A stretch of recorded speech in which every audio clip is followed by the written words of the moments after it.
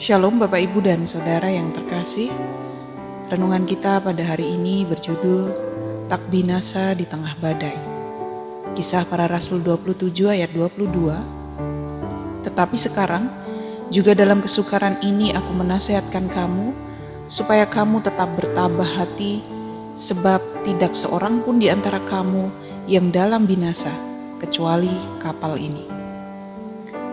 Tidak semua orang menyukai badai, apalagi bila badai itu menimpa dirinya.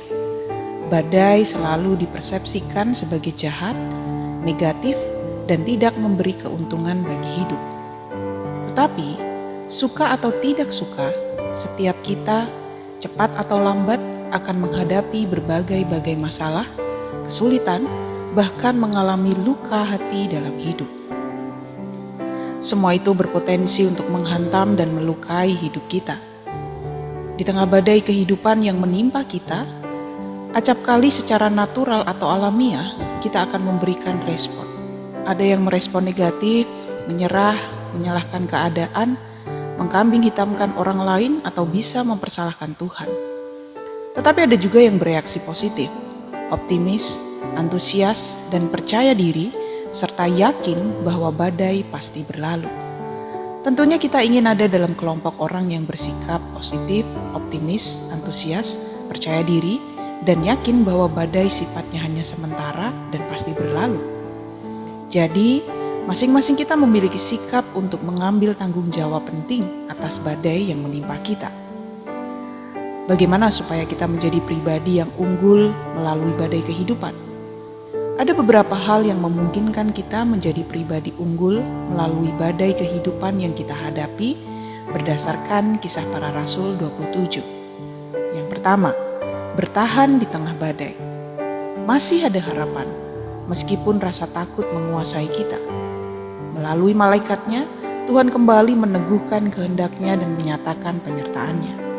Tidak perlu lagi merasa takut karena Tuhan yang setia dan berdaulat atas alam semesta telah mengusir badai dan rasa takut. Situasi buruk itu memang nyata, tetapi bagi Paulus lebih nyata lagi perlindungan Allah. Yang kedua, badai memunculkan kualitas terbaik dari diri kita.